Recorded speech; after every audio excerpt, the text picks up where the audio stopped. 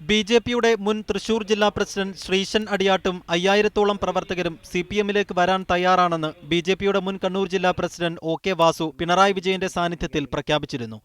സാമ്പത്തിക ക്രമക്കേട് ആരോപിച്ചാണ് ശ്രീശനെ ബി.ജെ.പി നേതൃത്വം 4 വർഷം മുൻപ് 6 വർഷത്തേക്ക് സസ്പെൻഡ് ചെയ്തത്. തുടർന്ന് ശ്രീശനും അനുയായികളും DPF എന്ന സംഘടനയുണ്ടാക്കി സമാന്തര പ്രവർത്തനം തുടങ്ങി.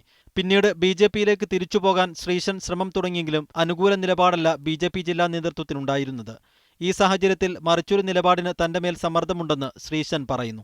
അടുത്ത ലോക്സഭാ ഇലക്ഷന് മുമ്പ് ഒരു രാഷ്ട്രീയ നിലപാട് സ്വീകരിക്കണം എന്നുള്ള സമ്മർദ്ദം എനിക്ക് മേൽ ഏറി വരികയാണ്. കാരണം എന്നെ വിശ്വസിച്ച് ഈ ജില്ലയിലും ഇതര ജില്ലകളിലും ധാരാളം പേര് വരികയും നിശബ്ദരായിരിക്കുകയും ചെയ്യുന്നുണ്ട്. ഇതിനകം പല മുന്നണികളും ചർച്ച നടത്തിയിട്ടുണ്ട്. ഇതിൽ CPM-ഉം ഉൾപ്പെടും. എന്നാൽ ബി.ജെ.പി നേതൃത്വത്തിന്റെ അന്തിമ തീരുമാനത്തിന് കാത്തിരിക്കുകയാണിവർ.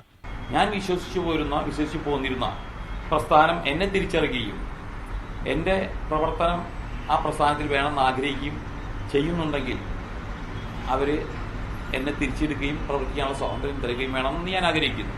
മീഡിയ 1 തൃശൂർ.